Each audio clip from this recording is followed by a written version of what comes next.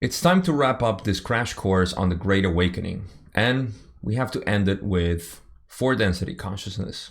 What does that mean?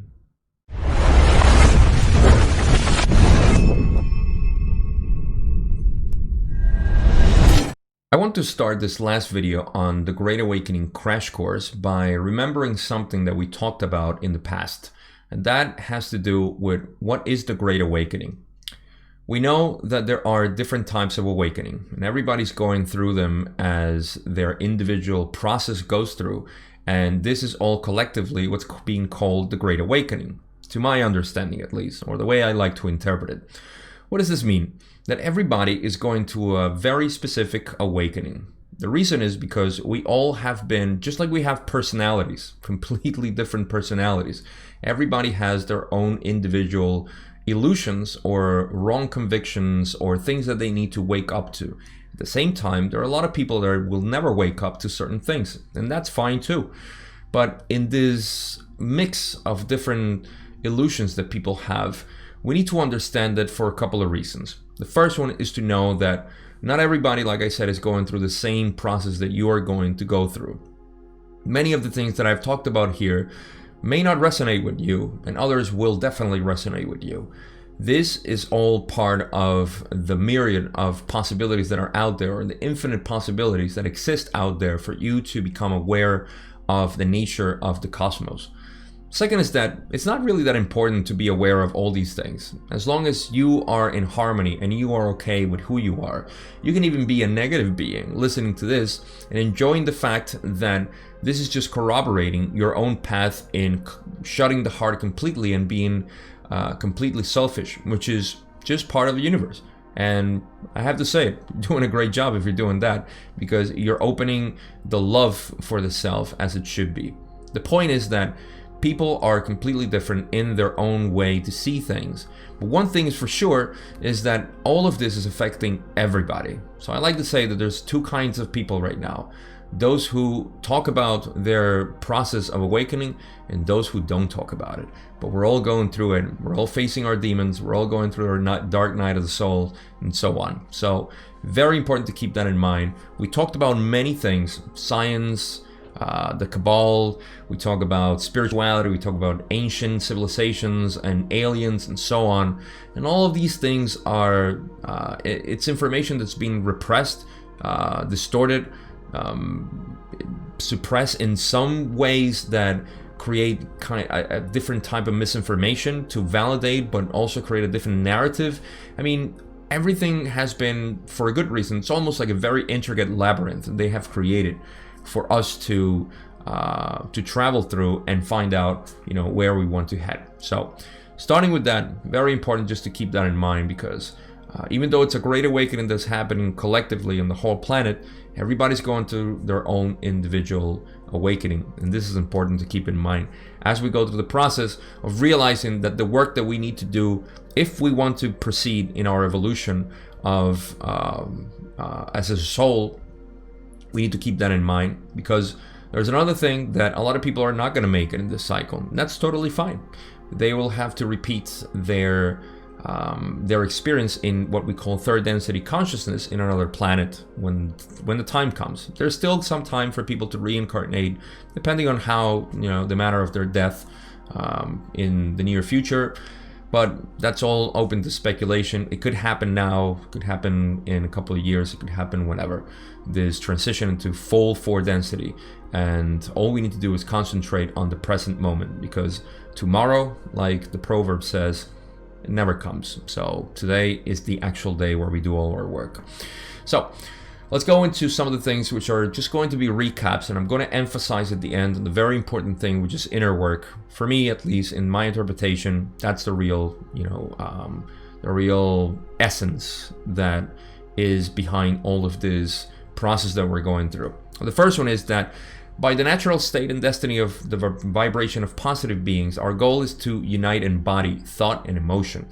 This has a huge, huge impact in what it means for us to become a new species, if you will, of a higher consciousness in 4 density, because as we go through that process, we have to go through the understanding of who we're going to be there. So just to give you a quick analogy, if you are an animal and you want to transcend into the third density, remember animals are second density consciousness.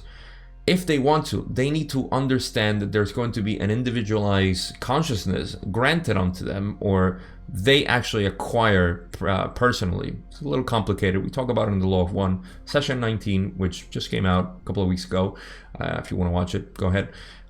This process between second density and third density. But the point is that a second density being, an animal in this case, would have to understand and go through the process if they want to transition in that threshold between second density and third density cycle crossing. They need to be in full understanding of what it is to be a third density consciousness being like we are. So basically, they need to start thinking as humans. We need to start thinking as four density beings, which are light beings, and that live in a different time space that we live here. And that is all through the appreciation, gratitude, compassion, love, and understanding. Those are the key words. We have to do it with nature, and we have to do it with ourselves, because this is the first step before we start contemplating even more the cosmos. I mean, you can do that too, but the first step is to start at home, right?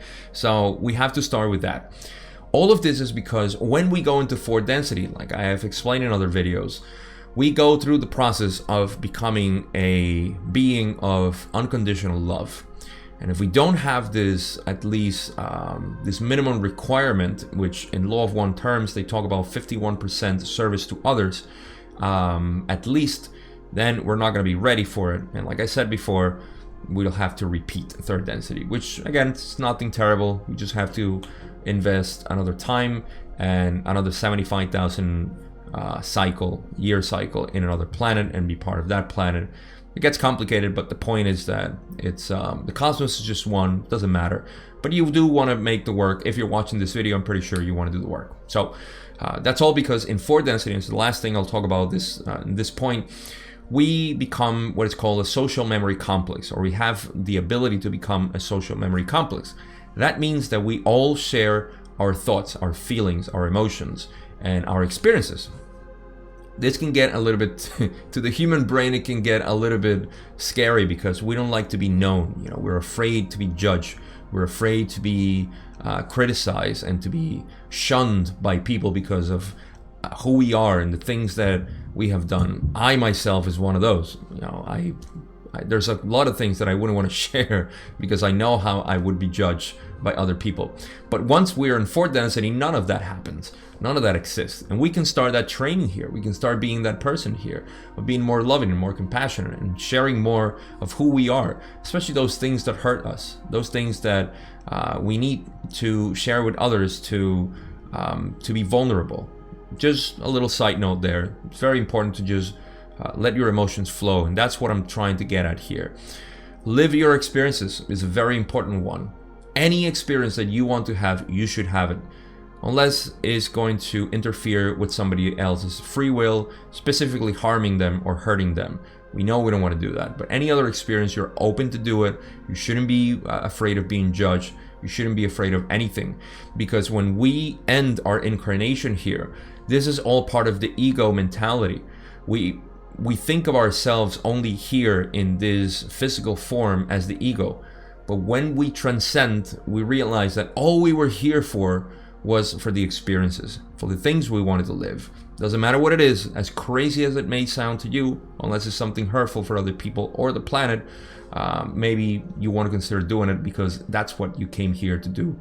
And at the end, I like to say that we don't want to go to fourth density with an empty notebook, because once we have that notebook full of experiences of our past lives and this one as well, which is accelerating even more, all the experiences that we can have, we want to have a huge notebook because we're all going to share all that information together and we're going to transcend as a truly one organism in fourth density. So that's where we're heading. It's very important and cool to keep that in mind because that's just how the nature of evolution of this planet and the consciousness of the cosmos works.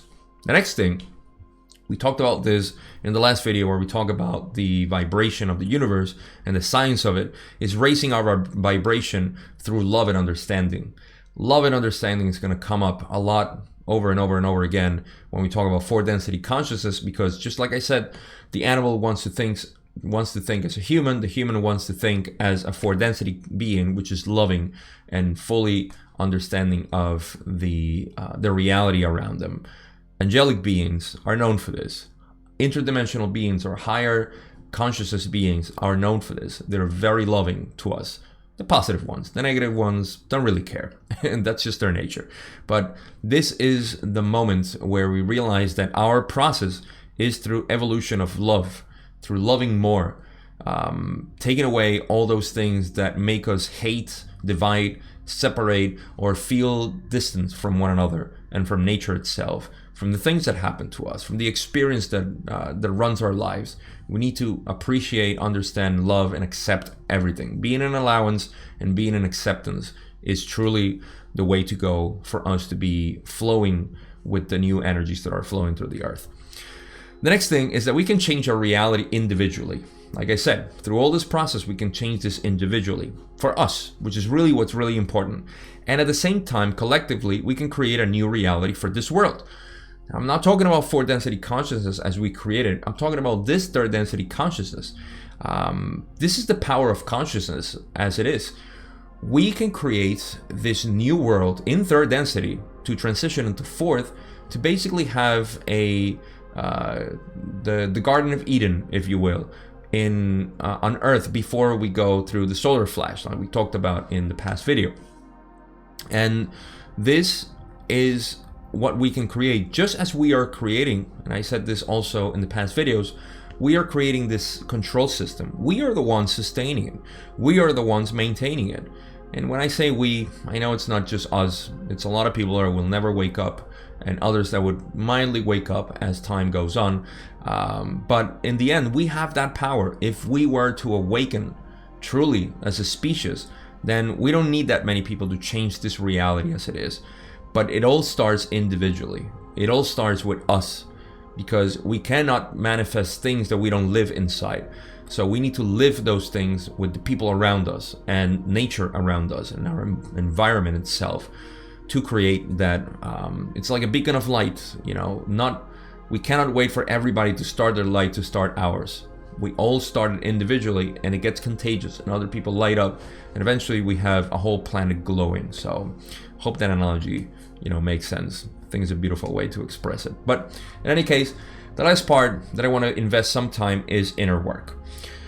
I've said already in module 2 that inner work is something that a lot of people are scared about, and rightly so. It's not an easy process, and it's a big struggle to go through, because you need to understand that you are not who you think you are. You need to face yourself in the mirror and say, I am a fully egoic person that needs to cleanse itself from all the old convictions that it had, from all the judgment that people had, and all the things that people told you that you are. But the true reality is, and the true essence of this, is that you become way better than you thought you are. Because everything that you think on an ego perspective is not yourself, is what others have said about you that you believe. This is the true nature of how it is. Some of these things actually get ingrained in our mentality and our consciousness so strong that they become part of our subconscious behavior. We just simply react and say, this is going to happen very often. If you're not familiar with inner work, you're going to ask, why should I behave this way when this person is doing this, or when these things are happening to me? This is unfair. I am the victim. He is guilty. She is the cause of my issues.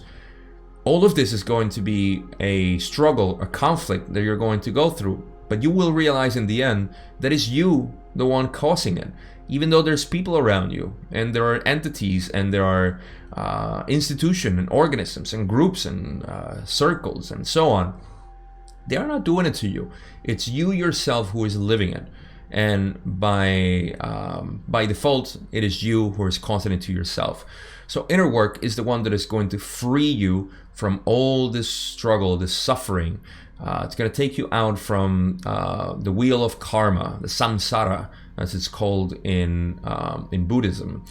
You're going to get out of that. And this is something that goes on and on. I mean, we have thousands of wheels of those samsaras running around, and we just need to identify them little by little. Some are big, some are small, but they're all affecting us and keeping us in that cycle of catalysts being brought into our lives for experience that is never processed, and then it returns again, just as a wheel does.